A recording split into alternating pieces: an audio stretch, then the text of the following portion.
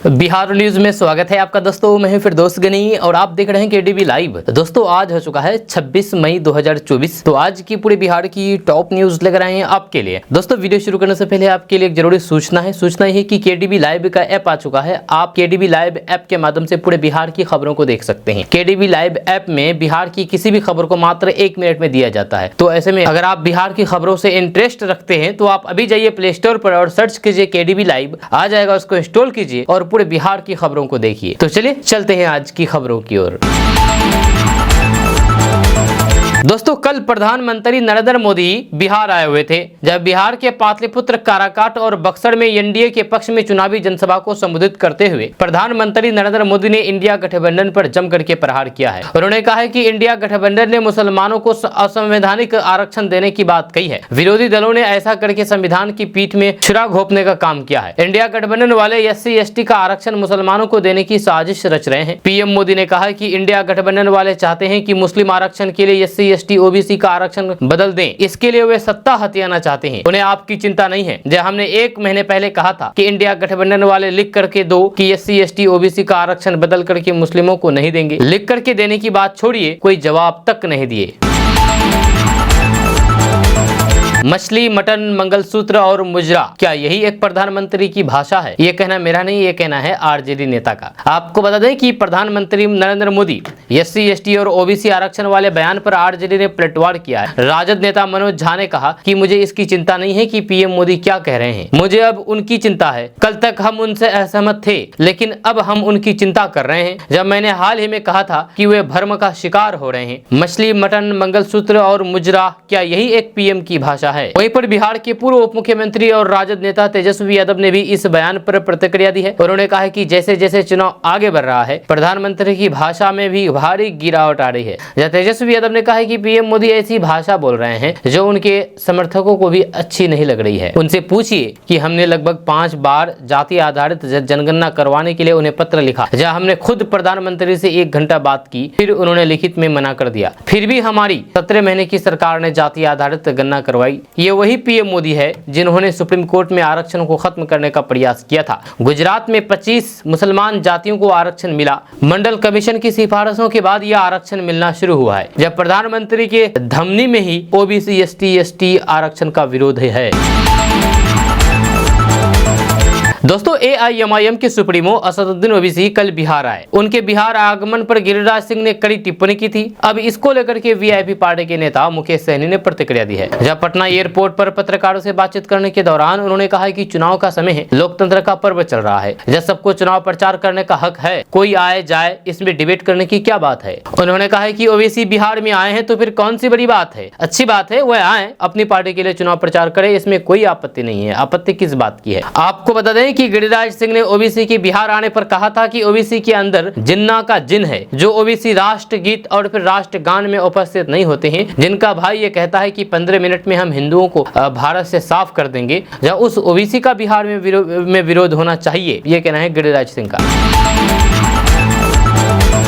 दोस्तों किसानों की आर्थिक मदद करने के लिए केंद्र सरकार प्रधानमंत्री किसान सम्मान निधि योजना चला रही है। जब सरकार ने किसानों के खाते में अब तक 16वीं किस्त भेज दी है। अब किसानों को 17वीं किस्त का इंतजार है। जिन किसानों ने KYC वेरिफिकेशन नहीं किया है, वे PM किसान योजना की पोर्टल पर, वेबसाइट पर pmkisan.gov.in पर जाकर के कर सकते हैं। इसके अलावा आपको भूमि का सत्यापन भी करना जरूरी है। अगर आप ये काम नहीं करते हैं तो आपकी किस्त अटक सकती है। इसके लिए आप गाँव के प्रधान से संपर्क कर सकते हैं या फिर नजदीकी कृषि कार्यालय पर जाकर के ये काम बड़ी आसानी के साथ आप कर सकते हैं। अगर आप PM किसान योजना का लाभ ले रहे हैं तो आप ये काम जरूर करें, नहीं तो फिर आपकी PM किसान योजना की किस्त अटक सकती है। आपको इस बार 2000 रुपए नहीं मिलेंगे, नहीं तो अगर आप नहीं करेंगे तो।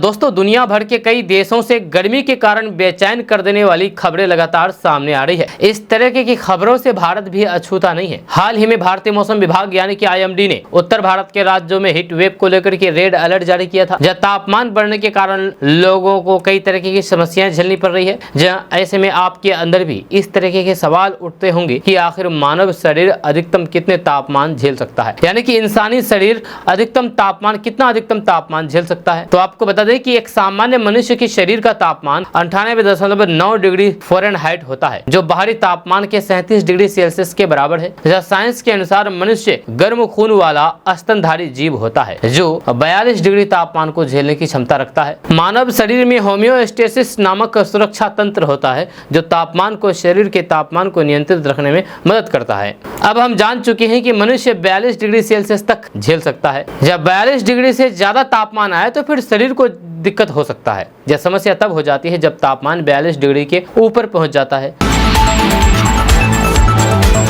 एक बहुत बड़ी खबर सामने आई है कि एक चुनावी सभा में बिहार के मुख्यमंत्री नीतीश कुमार के खिलाफ नारेबाजी हुई है। जहाँ ये सभा थी नीतीश कुमार की ही और वहां पर नीतीश कुमार के ही खिलाफ नारेबाजी हुई, साथ ही तेजस्वी यादव जिंदाबाद के नारे भी लगाए गए। आपको बता दूं कि ये सभा आरा में हुई। आरा के जगदीशपुर में एनडीए उम्मीदवार आर.के. सिंह के पक्ष में चुनावी सभा को संबोधित करने पहुंचे मुख्यमंत्री नीतीश कुमार को विरोध का सामना करना पड़ा। जहाँ स्वार्थ साहू हाई स्कूल मैदान में आयोजित चुनावी सभा में मौजूद मतदाताओं ने लालू प्रसाद, तेजस्वी यादव जिंदाबाद और नीतीश कुमार मुर्दाबाद के नारे लगाए। दरअसल आरा संसदीय सीट पर लोकसभा चुनाव के अंतिम चरण में वोटिंग होनी है। एनडीए ने इस बार भी आरा से मौजूदा बीजेपी सांसद आर.के. सिंह को अपना उम्मीदवार बनाया है। आर.के. सिंह के पक्ष में लोगों से वोट की अपील करने सीएम नीतीश कुमार शनिवार को आरा पहुंचे थे। स्वार्थ साहू हाई स्कूल मैदान में सीएम नीतीश कुमार की चुनावी सभा आयोजित की गई थी। मुख्यमंत्री नीतीश कुमार चुनावी सभा को संबोधित करने के बाद जैसे ही हेलीकॉप्टर की तरफ बढ़े तो भीड़ में मौजूद युवा नीतीश कुमार मुर्दाबाद के नारे लगाने लगे। इस दौरान उन्होंने लालू प्रसाद और तेजस्वी यादव को अपना नेता बताते हुए उनके पक्ष में जिंदाबाद के नारे लगाए और नीतीश कुमार को पूरी तरीके से फेल बताया। नारेबाजी कर रहे युवकों का कहना है कि तेजस्वी यादव सत्ता में आए तो बेरोजगारों को नौकरी देने का काम किया। उनके द्वारा बहुत अच्छे तरीके से सरकार चलाई जा रही थी, लेकिन नीतीश कुमार से नहीं देखा गया। पलटू कुमार ने पलटी मार दी, इसलिए हर हाल में तेजस्वी यादव को जीत दिलाएंगे।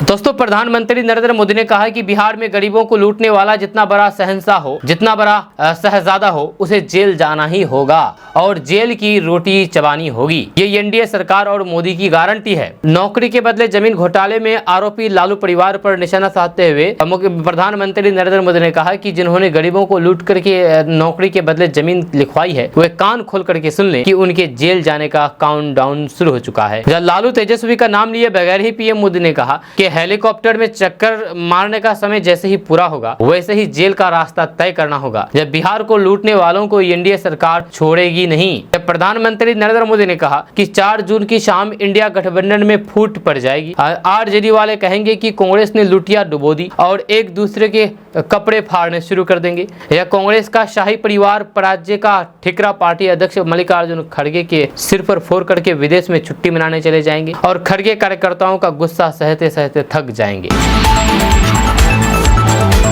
दोस्तों, लोकसभा चुनाव 2024 के छठे चरण का चुनाव शनिवार को हुआ। 1 जून को 7वें और फिर आखिरी चरण का चुनाव होगा। 4 जून को नतीजे आएंगे, यानी कि रिजल्ट आएंगे। इस बीच चुनाव विश्लेषक भाजपा की जीत की भविष्यवाणी करने लगे हैं। जब पहले राजनीतिक रणनीतिकार विश्लेषक प्रशांत किशोर ने भविष्यवाणी की कि भाजपा लगभग 300 सीटें जीतेगी, वे ऐसी भविष्यवाणी करने वाले अकेले आदमी नहीं है। जी हां, राजनीतिक विश्लेषक योगेंद्र यादव ने भी इसी तरीके की भविष्यवाणी की है। योगेंद्र यादव ने कहा है कि भाजपा के नेतृत्व वाला एनडीए लगभग 305 सीटें जीतेगी। एक्स पर प्रशांत किशोर ने योगेंद्र यादव के वीडियो का एक स्क्रीनशॉट शेयर किया है। योगेंद्र यादव ने अनुमान लगाया है कि लोकसभा चुनाव में भाजपा 240 से 260 सीटें जीतेगी। एनडीए में शामिल अन्य दलों को 35 से 45 सीटों पर जीत मिलेगी। इस तरह एनडीए को 275 से 305 सीटें मिलेगी। योगेंद्र यादव ने भविष्यवाणी की है कि कांग्रेस को 85 से 100 सीटों पर जीत मिल सकती है। वहीं पर इंडिया ब्लॉक के अन्य दलों को 120 से 135 सीटों पर जीत मिल सकती है। ऐसा हुआ तो फिर इंडिया ब्लॉक के पास 205 से 235 सांसदों का संख्या बल हो सकता है। दोस्तों, सम्राट चौधरी ने कहा कि लालू जी को हम ठंडा कर देंगे, चिंता मत कीजिए, और गुंडों को ठूस ठूस करके जेल भरा जाएगा। ये कहना है बिहार बीजेपी प्रदेश अध्यक्ष प्लस उप मुख्यमंत्री बिहार के सम्राट चौधरी का। आपको बता दें कि पाटलिपुत्र संसदीय क्षेत्र में एक जनसभा को संबोधित करते हुए सम्राट चौधरी ने कहा कि चिंता मत कीजिए, लालू जी को हम ठंडा कर देंगे, एकदम बेफिक्र रहिए। लालू यादव के गुंडे को ठूस ठूस करके जेल में डालेंगे, कोई नहीं बचा सकता है। इन माफियाओं और फिर गुंडों की पूरी लिस्ट बना रहा हूं। या जैसे ही चुनाव खत्म होगा सबको फुलवाड़ी जेल में बंद करूंगा या फिर वे नेपाल भागना शुरू कर देगा। उन्होंने आगे कहा है कि 15 साल में लालू यादव ने किसी को आरक्षण नहीं दिया। जब बीजेपी अति पिछड़ों को सम्मान देती है, उच्च जाति के गरीबों को सम्मान देती है। बीजेपी ने आदिवासी महिलाओं को देश की राष्ट्रपति बनाया है। लालू यादव पहले सीएम सीएम बने, जहां इसके बाद पत्नी सीएम बनी। छोटा बेटा क्रिकेट नहीं खेल पाया, वो पानी ही ढोते रह गया, जहां उसको डिप्टी सीएम बना दिया गया। उनका बड़ा बेटा अपनी पत्नी पर अत्याचार किया, उसे घर से निकाल दिया, जब उसको भी मंत्री बना दिया। सम्राट चौधरी ने कहा है कि जब रामकृपाल यादव ने मीसा भारती को चुनाव हराया तो फिर उसे भी राज्यपाल भेज दिया। बिहार के भागलपुर से एक अजब प्रेम की गजब कहानी का मामला सामने आया है। बिहार के भागलपुर के नवगछिया में 2 बच्चे की मां को ऑनलाइन लूडो गेम खेलते खेलते एक युवक से प्यार हो गया। वह पति को छोड़ करके अपने प्रेमी के पास यूपी पहुंच गई। उधर महिला के पति ने भी अपनी पत्नी से तलाक लिए बिना ही चुपके से दूसरी महिला से शादी कर ली। इतना ही नहीं, जब पहली पत्नी को दूसरी शादी के बारे में पता चला तो फिर वे सीधे प्रेमी को छोड़ करके ससुराल पहुंच करके भरण पोषण का खर्च मांगने लगी। पति पत्नी का यह अजीबोगरीब मामला भागलपुर जिला के नवगछिया पुलिस जिला के भवानीपुर थाना क्षेत्र के बलहा गांव का है। बताया जा रहा है कि पति ने पत्नी की गुमशुदगी की रिपोर्ट भी थाने में दर्ज कराई थी। उस मामले को लेकर के जब महिला से पूछताछ किया गया तो उसने बताया है कि मेरी शादी 2018 में बलहा निवासी गौतम कुमार से हुई थी। उनकी माँ, बहन और भौजाई मुझे बहुत परेशान करती थी। इसी बीच ऑनलाइन लूडो खेलते खेलते यूपी के लड़के से प्रेम हो गया। इसके बाद प्रेमी से मिलने चली गई थी, लेकिन पति ने बिना तलाक लिए ही चुपके से 17 मई 2024 को दूसरी शादी कर ली। महिला ने कहा है कि अब मेरी यही मांग है कि अगर पति ने चुपके से शादी कर ली है तो फिर इससे हमें कोई आपत्ति नहीं है। हमें रखना चाहे तो रखें, नहीं तो फिर बच्चा सहित मेरा भरण पोषण का खर्च उठाएं, क्योंकि मैं तरह तरह की बीमारियों से पीड़ित हूं। वहीं पर इस मामले में पति गौतम कुमार ने पहली पत्नी को रखने से इनकार कर दिया। गौतम कुमार ने कहा है कि 2022 में पूजा गौरी गैर मौजूदगी से के घर से भाग गई थी। मैं हैदराबाद में काम करता हूँ। जब पहली बार वो 2022 में भागी तब वो 2.5 महीने अपने प्रेमी के साथ रही। जब मुझे जानकारी मिली तो फिर मैं उसको ढूंढने के लिए सूरत भी गया, लेकिन जब इसका कुछ पता नहीं चला तो मैं वापस से हैदराबाद मजदूरी करने चला गया। 2.5 महीने के बाद वह वापस फिर से मायके आई। जब वहां से उसके परिजनों ने कॉल करके मुझे बोला कि उसकी गलती हो गई, इसको ले जाओ। इसके बाद हमने उसे माफ कर दिया और फिर घर ले आए, लेकिन फिर से इन्होंने भाग गया है। फिर दूसरे प्रेमी के साथ भाग गया। मात्र 7 महीने के बाद ही प्रेमी के साथ भाग गई, जिसके कुछ समय बाद इसे वापस रक्षाबंधन पर इसके घर वाले लेकर आए। जब राखी बांध करके महिला तीसरी बार भागी। इसके बाद इसको अपने पास रखने के लिए तैयार नहीं है। जब बच्चों को रखने के लिए हम तैयार हैं, लेकिन इसको नहीं रखेंगे। दोस्तों, आज के समय में पक्का घर बनाना हर किसी का सपना होता है, लेकिन कई बार पैसे की कमी की वजह से कई लोग अपने घर का सपना पूरा नहीं कर पाते हैं। अभी हम ऐसे लोगों के लिए खुशखबरी लेकर के आए हैं जिन्हें अपना घर बनवाना है। जब पूरे भारत में सीमेंट और सरिया की कीमतों में गिरावट आई है, जहाँ ये खुशखबरी वाली बात है। दरअसल घर बनाने में सबसे ज्यादा इस्तेमाल होने वाली चीजों में सीमेंट और सरिया होता है। साथ ही साथ ईंट भी आपको बाजार में कम दामों पर मिल रही है। ऐसे में अगर आप भी घर बनाने का सोच रहे हैं तो फिर सीमेंट और सरिया आज ही कम दाम पर आप खरीद सकते हैं, क्योंकि सरिया और सीमेंट के दाम काफी ज्यादा घट गए हैं। आपको बता दूं कि पिछले कुछ समय में सीमेंट की कीमतों में काफी उछाल आया था। वहीं पर सरिया भी घर बनाने के लिए बहुत अच्छा माना जाता है। जब घर बनाने में किसी तरीके का सरिया इस्तेमाल होता है, जहां हम आपको बता दें कि पिछले कुछ हफ्तों से सरिया की कीमतों में भी गिरावट देखी जा रही है, जिससे गरीब और मध्यम वर्ग के लोगों में खुशी की लहर है। अब वे घर बनाने का सपना पूरा कर सकते हैं। सूत्रों के अनुसार सरिया की कीमत में लगातार 2 हफ्तों में कुल 30 रुपए की गिरावट आई है। यह उन लोगों के लिए राहत की खबर है जो घर बनाने का खर्च सोच करके टालते रहते थे। अगर आप जॉब की तलाश कर रहे हैं तो आपके लिए बड़ी खुशखबरी है, क्योंकि 40,000 पद पर भर्ती निकलने वाली है। जी हाँ, और ये भर्ती कहीं और नहीं बल्कि भारतीय डाक विभाग में निकलने वाली है। और सबसे बड़ी खुशखबरी वाली बात यह है कि इसमें 10वीं पास भी आवेदन कर सकते हैं। जी हाँ, 10वीं पास के लिए सुनहरा मौका है, वो भी इन पदों पर आवेदन कर सकते हैं। आपको बता दो कि भारतीय डाक विभाग जल्द ही बड़ी भर्ती का ऐलान करने वाला है। हालांकि अभी ये भर्ती नहीं निकली है, लेकिन ऐलान करने वाला है, जो आप अभी इसे अगर जान जाएंगे तो हो सकता है कि बाद में आपके दिमाग में रहेगा और जब भी भर्ती निकलेगी आप तुरंत इसके लिए अप्लाई कर देंगे। आपको बता दें कि डाक विभाग जल्द ही इंडिया पोस्ट GDS भर्ती 2024 में विभिन्न रिक्तियों के लिए एक अधिसूचना जारी करेगा। खबरों की माने तो यह अधिसूचना अगस्त महीने में जारी की जाएगी। यह अधिसूचना ग्रामीण डाक सेवा यानी कि GDS के 4000 पदों पर भर्ती के लिए होगी, जिसमें देश भर में शाखा पोस्ट मास्टर, सहायक शाखा पोस्ट मास्टर, डाक सेवक और फिर शाखा डाकघर की भूमिकाएं शामिल होगी। इंडिया पोस्ट भर्ती 2024 के लिए केवल ऑनलाइन जमा किए गए आवेदन स्वीकार होंगे। इंडिया पोस्ट GDS भर्ती 2024 के लिए आवेदन करने के लिए उम्मीदवारों का मान्यता प्राप्त स्कूल शिक्षा बोर्ड से 10वीं पास होना अनिवार्य है। 10वीं में वैकल्पिक या फिर अनिवार्य विषय के रूप में अंग्रेजी का होना जरूरी है। इसके अलावा माध्यमिक विद्यालय स्तर पर हिंदी विषय पढ़ा हो। जीडीएस पद के लिए आवेदन करने की आयु सीमा 18 से 40 साल के बीच होनी चाहिए। जीडीएस भर्ती 2024 के लिए शॉर्ट लिस्ट किए गए उम्मीदवारों को अपने फॉर्म सत्यापित करने की आवश्यकता होगी। जब मेरिट सूची उम्मीदवारों के ऑनलाइन आवेदन पर आधारित होगी। वहीं पर अंतिम चयन उम्मीदवारों के 10वीं कक्षा की परीक्षा में उनके प्रदर्शन के आधार पर किया जाएगा। दोस्तों, विकासशील इंसान पार्टी के प्रमुख और बिहार के पूर्व मंत्री मुकेश सहनी ने शुक्रवार को कहा कि बिहार सहित देश में मिल रहे रुझानों से साफ हो गया है कि भाजपा का सत्ता से बाहर होना तय है। उन्होंने दावा किया है कि 4 जून को इंडिया गठबंधन की सरकार सत्ता में होगी। मुकेश सहनी ने कहा कि नरेंद्र मोदी तीसरी बार देश की प्रधानमंत्री बनने वाले हैं। जब बिहार और फिर देश की जनता अब प्रधानमंत्री के प्रोपेगेंडा को समझ चुकी है, इस कारण वे उनके झांसे में नहीं आना चाहते हैं। उन्होंने बिहार के मतदाताओं से अपील करते हुए कहा कि इंडिया गठबंधन बढ़त बना चुकी है, जब उस बढ़त को और बढ़ाने के लिए वो महागठबंधन प्रत्याशियों को वोट करें। उन्होंने कहा कि देश की जनता महंगाई और बेरोजगारी से लड़ रही है, लेकिन सरकार इसको लेकर के कोई भी कदम नहीं उठा रही है। जब मुकेश सहनी ने कहा कि ये चुनाव किसान, युवा और फिर गरीबों के लिए चुनाव नहीं चुनौती है। जब मोदी राज में पढ़े लिखे नौजवानों को रोजगार नहीं मिल रहा है, सरकारी संपत्तियों को बेचा जा रहा है।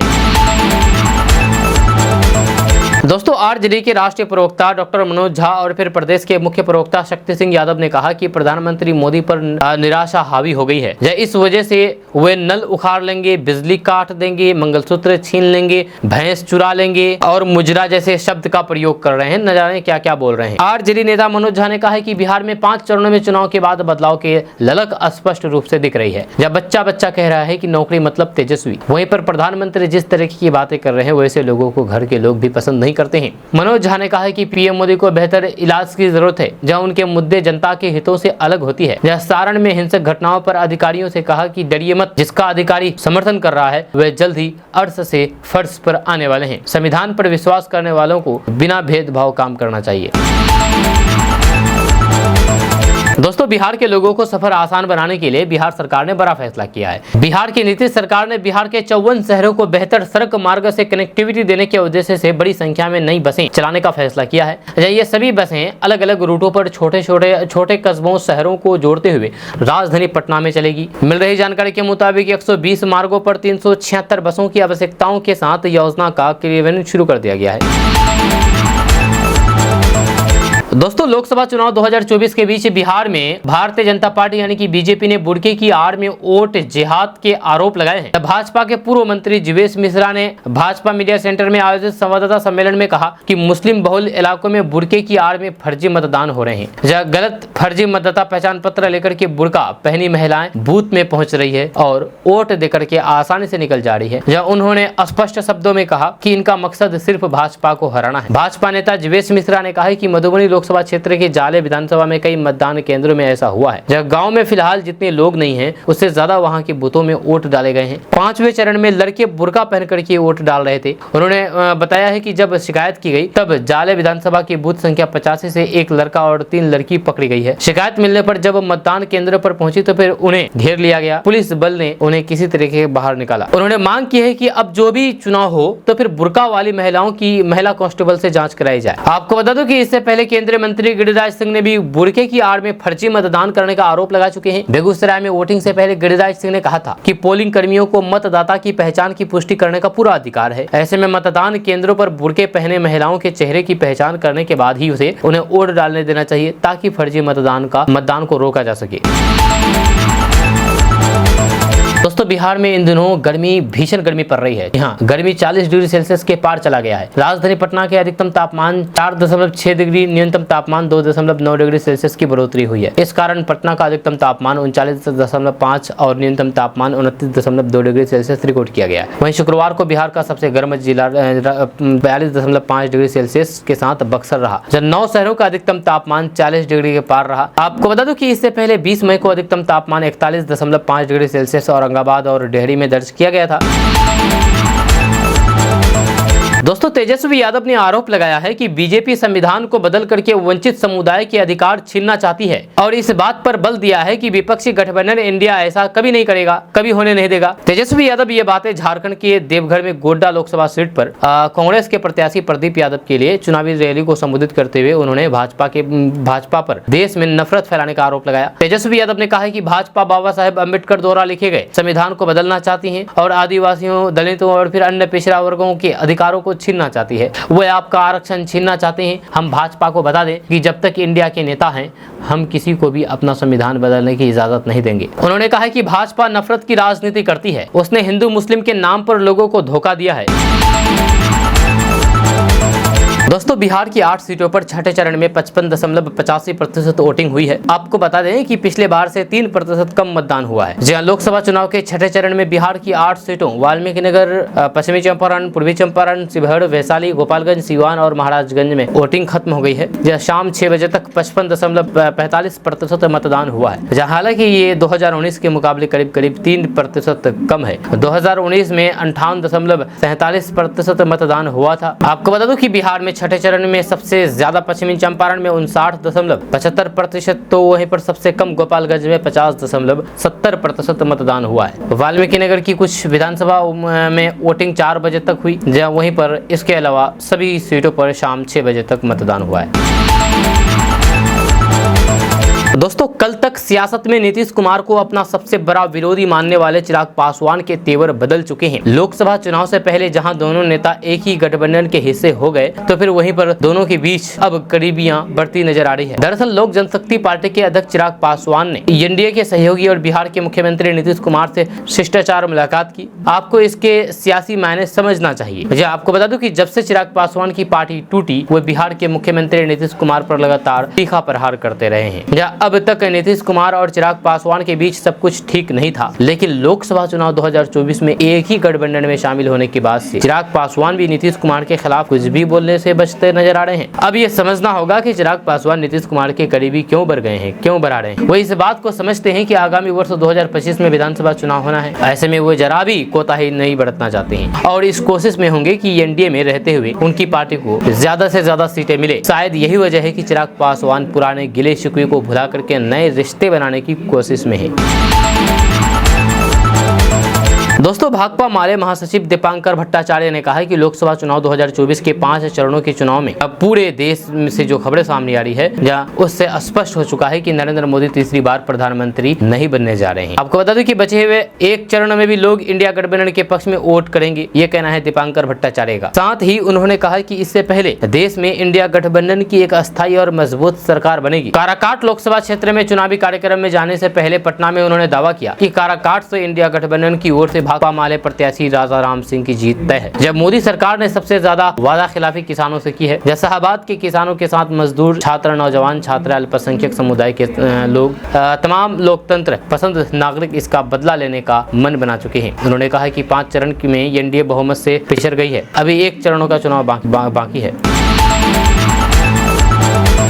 दोस्तों लोकसभा चुनाव अपने आखिरी पड़ाव पर पहुंच चुका है, जहां 4 जून को रिजल्ट आने वाले हैं। लेकिन इससे पहले राजनीतिक विश्लेषकों के बीच चर्चाओं का बाजार गर्म है। हर किसी के अपने अपने दावे हैं। इस बीच राजनीतिक विश्लेषक प्रशांत किशोर चुनाव विशेषज्ञ योगेंद्र यादव के पूर्वानुमान के पक्ष में दिखे हैं। हालांकि दोनों की बीजेपी की सीटों को लेकर के अलग अलग भविष्यवाणी की है। लेकिन योगेंद्र यादव ने भी दावा किया है कि भगवा पार्टी अपने सहयोगियों की मदद से तीसरी बार सरकार बनाने में कामयाब होगी। दरअसल प्रशांत किशोर ने भविष्यवाणी की कि बीजेपी के लिए अपने दम पर 370 सीटें हासिल करना असंभव होगा और निश्चित रूप से एनडीए 400 पार हासिल नहीं कर सकेगी, जैसे कि प्रधानमंत्री नरेंद्र मोदी और उनके कई नेता दावे कर रहे हैं। हालांकि उन्होंने कहा है कि पार्टी 270 के आंकड़े से भी नीचे नहीं रहेगी। यह सरकार बनाने के लिए किसी भी पार्टी को 272 के आंकड़े तक पहुंचना होगा। दूसरी ओर योगेंद्र यादव ने भविष्यवाणी की है कि बीजेपी अकेले 260 से अधिक सीटों को पार नहीं कर पाएगी और 300 का आंकड़ा पार करना असंभव होगा। जहां उनके सर्वेक्षण पूर्वानुमान में यह भी कहा गया है कि भगवा पार्टी 275 या फिर 350 सीटों के निशान से भी नीचे रह सकती है। जहां योगेंद्र यादव ने प्रशांत किशोर की भविष्यवाणी को दोहराया है कि भाजपा का 400 पार का दावा संभव नहीं होगा।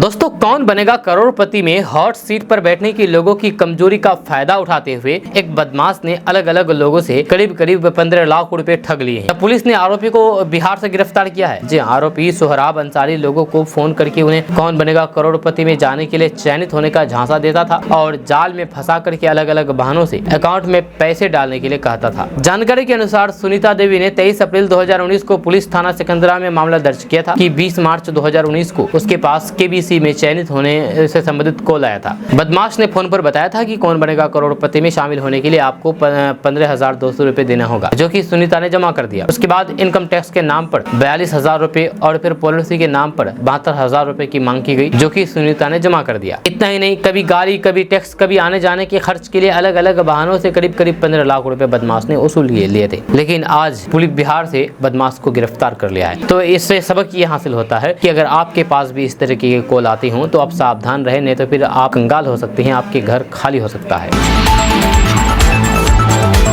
एक तरफ जहां लोकसभा चुनाव के 6 चरण का मतदान हो रहा है, तो फिर वहीं दूसरी तरफ प्रधानमंत्री नरेंद्र मोदी ने बिहार आकर के हुंकार भरी है। जब पीएम मोदी ने शनिवार को पाटलिपुत्र संसदीय क्षेत्र के विक्रम में जनसभा को संबोधित किया। पाटलिपुत्र लोकसभा क्षेत्र के विक्रम प्रखंड स्थित कृषि भवन में एनडीए समर्थित भाजपा उम्मीदवार रामकृपाल यादव के समर्थन में जनसभा को पीएम मोदी ने संबोधित किया। जब राजद और कांग्रेस पर पीएम जम करके बरसे। विक्रम की इस जनसभा में पीएम मोदी का एनडीए नेताओं ने गर्मजोशी से स्वागत किया। जब पीएम मोदी के संबोधन से पहले भाजपा के प्रत्याशी रामकृपाल यादव, उप मुख्यमंत्री सम्राट चौधरी ने अपना संबोधन किया। वहीं पर पीएम मोदी अपने संबोधन में विपक्ष पर जम करके हमला बोला। प्रधानमंत्री नरेंद्र मोदी ने अपने भाषण की शुरुआत करते हुए कहा कि ये धरती स्वर्गीय कैलाशपति मिश्रा की विरासत है। वहीं पर पीएम मोदी के लिए बीच में ही जमकर नारे लगने लगे, जिसके बाद पीएम मोदी ने कहा कि ऐसा लग रहा है कि आप लोग मनेर के लड्डू खा करके आए हो। जब मनेर का लड्डू बहुतेर तो है, लेकिन लग रहा है कि इसकी ताकत भी आपकी काफी अधिक है। जब पीएम मोदी ने 4 जून के लिए लड्डू तैयार रखने की बातें कही है। वहीं पर प्रधानमंत्री नरेंद्र मोदी विपक्ष पर हमला बोलते हुए निशाना साधते हुए कहा कि एलईडी के जमाने में लालटेन लेकर के घूम रहे हैं, वो भी सिर्फ एक घर में रोशनी हो रही है। इन लालटेनियों की ने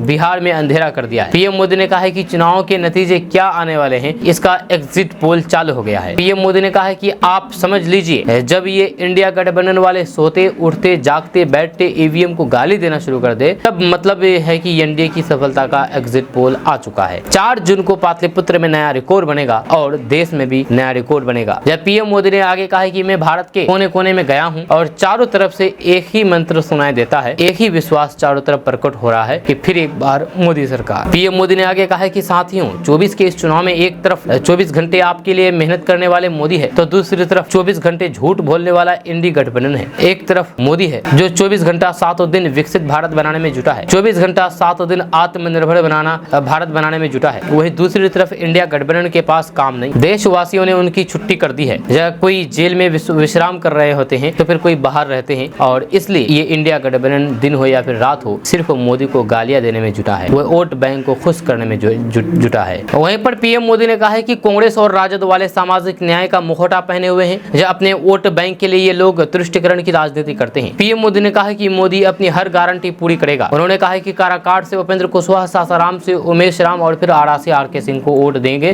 तो फिर ये मेरे खाते में आएगा। प्रधानमंत्री को तो संविधान का बेसिक भी पता नहीं है, पहले ज्ञान ले ले, ये कहना है तेजस्वी यादव का। आपको बता दो कि प्रधानमंत्री नरेंद्र मोदी लोकसभा चुनाव के दौरान 9वीं बार बिहार दौरे पर पहुंचे और गठबंधन के उम्मीदवारों के लिए वोट मांग रहे हैं। पीएम मोदी के दौरे के बीच आरजेडी नेता तेजस्वी यादव ने आरक्षण के मुद्दे को लेकर के पीएम मोदी को घेरने की कोशिश की। तेजस्वी यादव ने कहा है कि पिछले 10 साल में प्रधानमंत्री नरेंद्र मोदी ने 10 साल में कुछ नहीं किया है। जहाँ बार बार बिहार आ रहे हैं, अच्छी बात है, आना चाहिए, लेकिन 10 सालों में उन्होंने बिहार के लोगों के लिए क्या किया है, इसके बारे में उन्होंने बिहार की जनता को कुछ नहीं बताया और न ही ये बताया कि अगले 5 साल में ये बिहार के लिए क्या करेंगे। उन्होंने कहा कि प्रधानमंत्री बार बार कह रहे हैं कि आरजेडी वाले आरक्षण खत्म कर देंगे। जैसे जैसे चुनाव आगे बढ़ रहे हैं, प्रधानमंत्री की भाषा में गिरावट आ रही है। बिहार आकर के पीएम मोदी जो भाषा बोलते हैं, लेकिन यहाँ के लोग उनकी भाषा को पसंद नहीं करते हैं। हम लोगों ने जब बिहार में जाति आधारित गणना कराने का फैसला किया, तब खुद पीएम मोदी से मिलने गए थे, लेकिन उन्होंने मना कर दिया। यह साबित होता है कि आप आरक्षण विरोधी हैं। तेजस्वी यादव ने कहा कहा है कि बिहार को छोड़कर के किसी भी राज्य में अगर 75% आरक्षण लागू हो तो फिर वे बता दें। 17 महीने की सरकार में हम लोगों ने आरक्षण का दायरा बढ़ा करके 75% कर दिया है। बिहार आकर के झूठ बोलने से काम नहीं चलेगा मोदी जी। हम लोग कर्पूरी लोहिया और फिर अम्बेडकर के वंशज हैं। हम लोगों ने तो आरक्षण को बढ़ाने का काम किया, लेकिन प्रधानमंत्री कहते हैं कि हम लोग आरक्षण को खत्म कर देंगे। उन्होंने कहा है कि लालू प्रसाद यादव ने सामाजिक न्याय करने का काम किया, मंडल कमीशन को देश में लागू कराया, जिन लोगों का पहले शोषित होता था उनको आगे बढ़ाने का काम किया। प्रधानमंत्री कैसी बातें करते हैं, उनको तो थोड़ा सा भी ज्ञान नहीं है। प्रधानमंत्री को तो संविधान का बेसिक भी पता नहीं है। उनको पहले पूरी जानकारी ले लेनी चाहिए, उसके बाद बिहार आना चाहिए। ये कहना है तेजस्वी यादव का।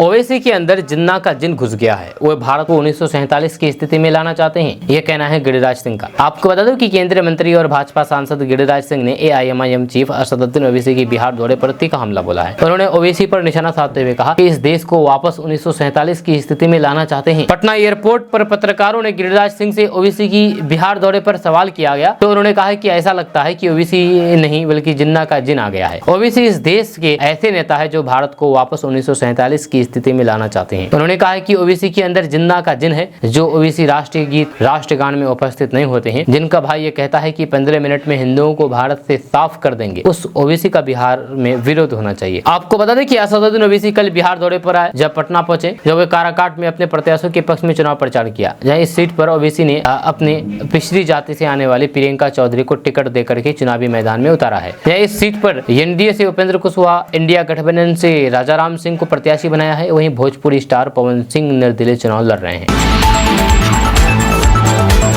नौकरी के बदले जमीन लिखवाने वालों को जेल भेजेंगे। खाली चुनाव खत्म होने दीजिए, हेलीकॉप्टर का दौरा खत्म होने दीजिए, उनको जेल भेजेंगे। ये कहना है प्रधानमंत्री मोदी का। जी हां, आपको बता दें कि काराकाट लोकसभा क्षेत्र से राष्ट्रीय लोक मोर्चा के प्रत्याशी उपेंद्र कुशवाहा और सासाराम लोकसभा क्षेत्र से बीजेपी के उम्मीदवार सुवेश राम के लिए प्रधानमंत्री नरेंद्र मोदी ने वोट मांगा। रोहतास के डेहरी स्थित सुवारा हवाई अड्डा मैदान में आयोजित चुनावी सभा को संबोधित किया। इस दौरान मंच पर आरा की बीजेपी प्रत्याशी RK सिंह, केंद्रीय राज्य मंत्री नित्यानंद राय, पूर्व सांसद गोपाल नारायण सिंह मौजूद थे। NDA प्रत्याशी उपेंद्र कुशवाहा और सुवेश राम के लिए PM मोदी ने चुनावी जनसभा को संबोधित करते हुए कहा है कि 4 जून को विपक्ष के लोग एक दूसरे के कपड़े फाड़ेंगे, हार का ठिकरा एक दूसरे पर फोड़ते हुए दिखेंगे। जब विपक्ष की पूरी राजनीति डरो और डराओ की नीति है, मोदी ने तो डर का गुब्बारा फोड़ दिया। PM मोदी ने बिहार के लोगों को ये गारंटी दी है कि नौकरी के बदले जमीन लिखवाने वालों को जेल भेजा जाएगा। जेल जाने का काउंटडाउन शुरू हो चुका है। हेलीकॉप्टर का दौरा खत्म होने दीजिए, उसके बाद भ्रष्टाचारी जेल जाएंगे। वहीं पर PM मोदी ने कहा है कि इंडिया गठबंधन वाले यदि दिल्ली पहुंचेंगे तो फिर इस संविधान को बदल देंगे, मुसलमानों को आरक्षण दे देंगे।